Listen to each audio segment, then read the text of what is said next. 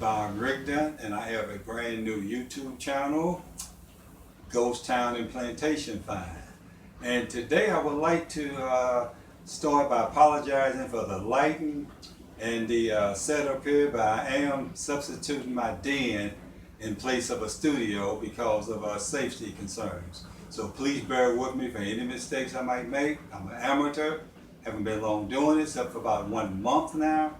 But I do have several other videos that you can check out when time permits. They are titled Preserving Dallas History Through Metal Detecting. So go to YouTube and check them out. And when you do check them out, please take the time to subscribe.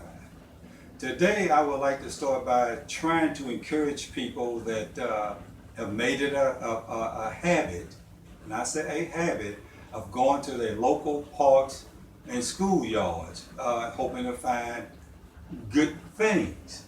And a lot of times you will find a lot of good things, but when you focus mainly on like schoolyards, you'll never find anything historic. And to me, that's what makes this hobby so exciting, is finding those very old historical type items, not your modern day coins and modern day jewelry, which, you know, to each his own. So what I like to do is go into details about this particular ghost town in this episode number 1 on the town of Necessity, Texas. That's right, the name of the ghost town is named Necessity. Why Necessity? Your guess is as good as mine. But the town itself is actually in West Texas, and it is about 8 miles from Caddo and about 12 miles from Breckenridge. So whenever you're out there in the area, those are the closest towns with facilities as far as restrooms, hotels, etc. So keep that in mind if you ever venture out in these areas. Some background on why I got involved in the town itself. Back in 2017, I had previously, several years before 2017, made contact with the landowner. And how I was able to do that was through something that a lot of people don't take the time to do, and that is called research. Research, research, and more research.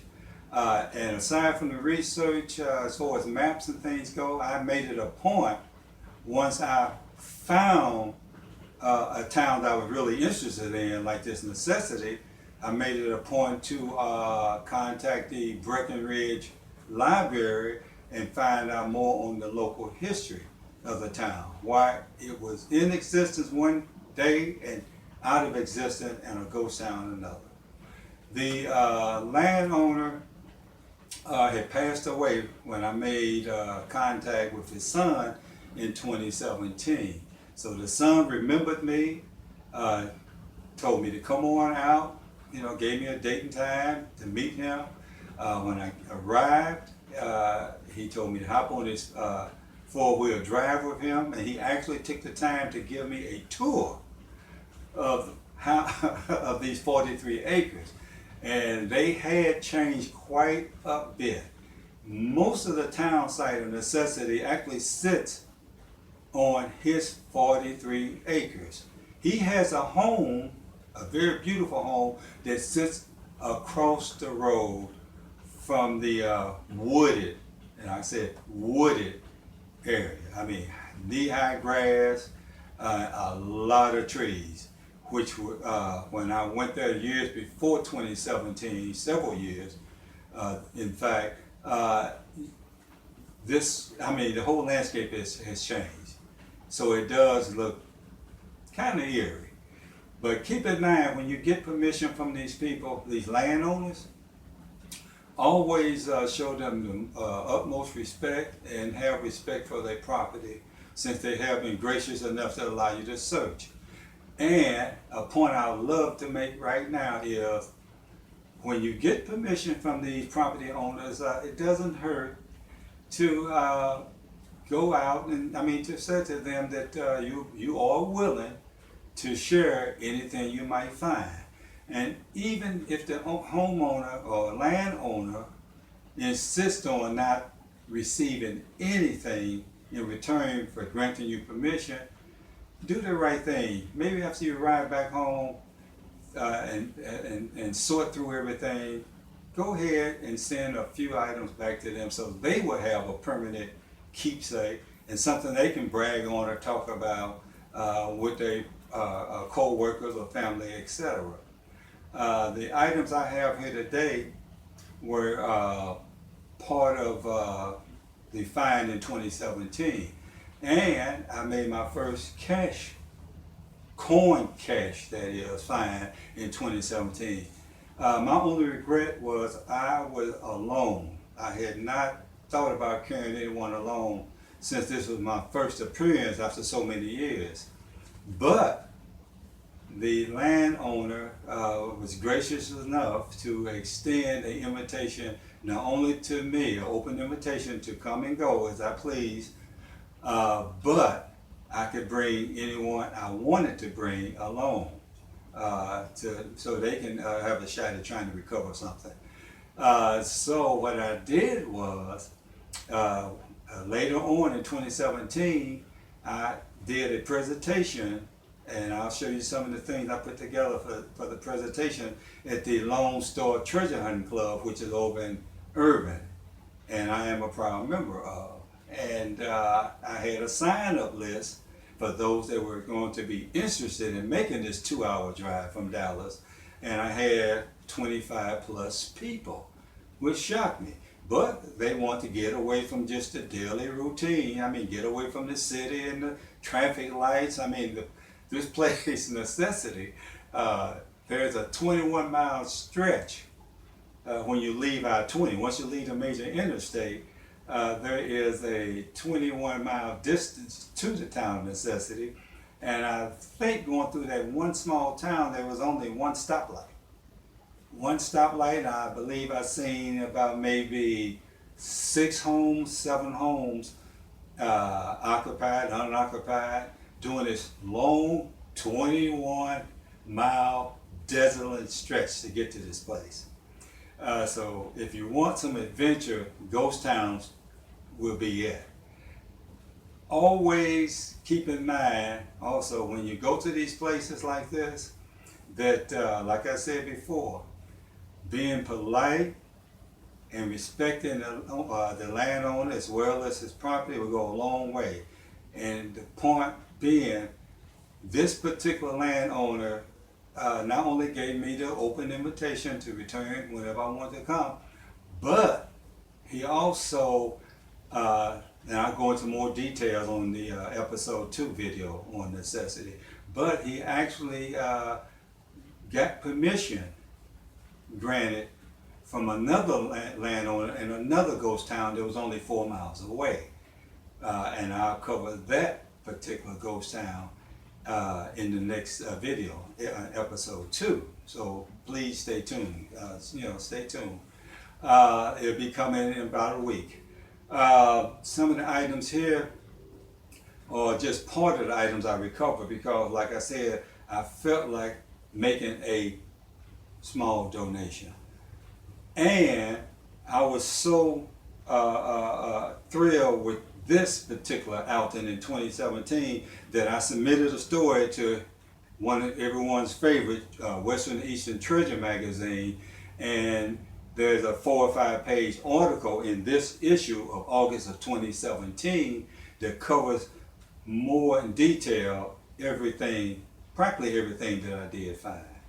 So one other thing I like to stress, and that is when you go to these ghost towns, make sure you take snake boots, if you own snake boots, knee pads, and the proper digging tools, insect repellent, a first aid kit, because you don't know what you're running into. And I have seen snakes, and I'm terrified of snakes. You know, I hop in my vehicle and boogie, get out of there when I see a snake. But anyway, without further ado, I'd like to show you just some of the articles, and at the end, of this presentation, I'm going to show you one heck of a ghost town map where I located the ghost town of necessity that I wanted to actually explore, do more research on. There's something about the name necessity that just, I don't know, it just reached out and grabbed me. But I will be showing you a couple of these other items, displays and stuff at the end of this presentation. So please stick around. On that Western and Eastern Treasure magazines, it is in the October 2017 issue. You can see my name there. My article starts on page 45, I believe.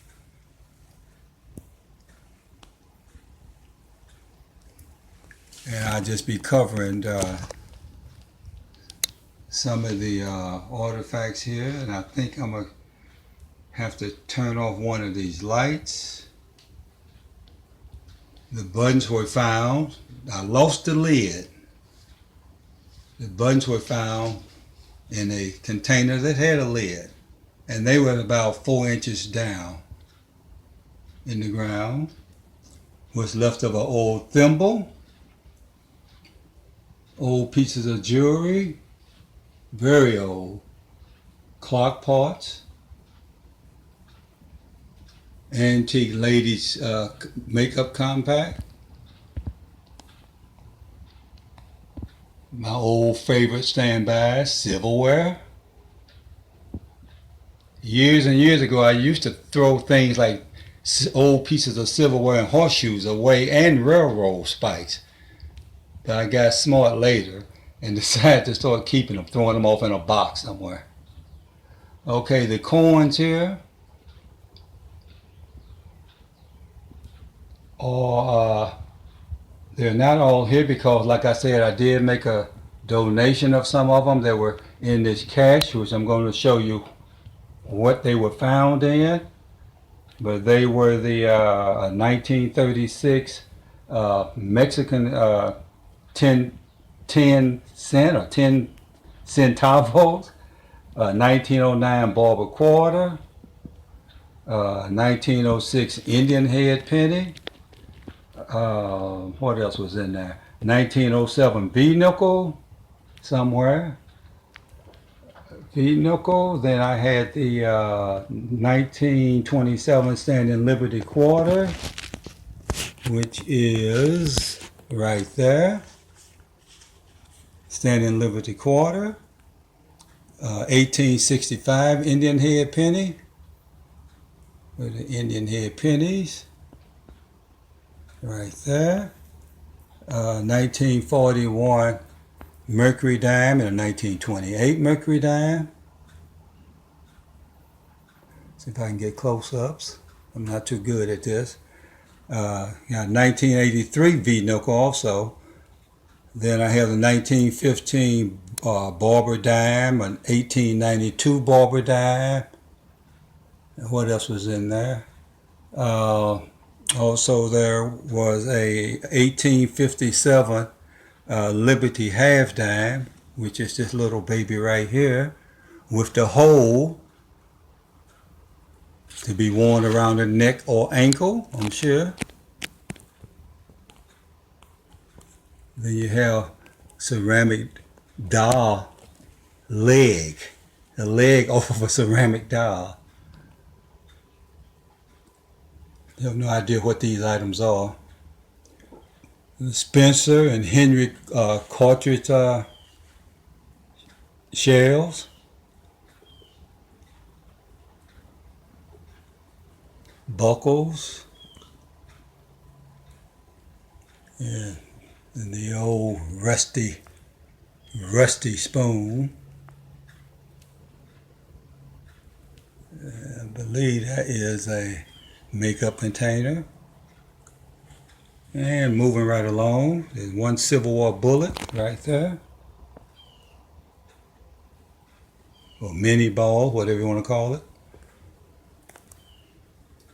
I have no idea what this is, just a piece of something. But this is a old, very old stove burner. I'm sure those have been found by other people when out in these older areas. Old bottlenecks. Just couldn't find the whole bottles. I wish. Everyone's favorite, glass stopper, bottle stoppers. Another old crusty doorknob, mason jar lid. And here is the container that I found the coins in right here. I got it propped open. Right there. And that's a picture of what they looked like before I took them out.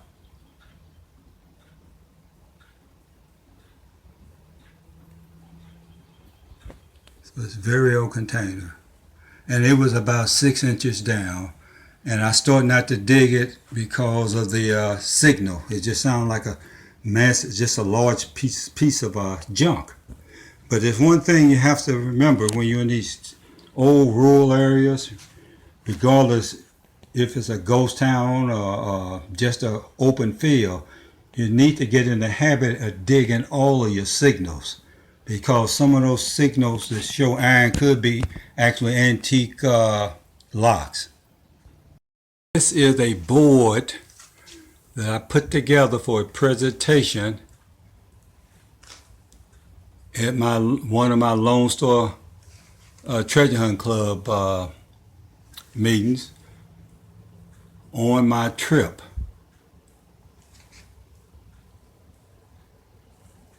This is what the town looked like. And there's one thing about this town, it was settled back before the Civil War, but it was only about 200-300 people there, souls there, before before oil was discovered there. And they claimed that within 90 days it had been it was more than 2,000 people there. And this is around 1916. And before it was all over, they claimed 20,000 people was in the area. That I haven't found any evidence of that, but I did see where there were at least 2,000 to 3,000 people there. But they said it was as many as 20,000. People from all over the U.S., once they found out oil had been found in necessity. And there were quite a few, I can't remember right offhand, but there were quite a few oil derricks. And we did find some of the concrete foundations where the oil derricks had been. That's one of my favorite finds right there, that old rusted pot I dug up.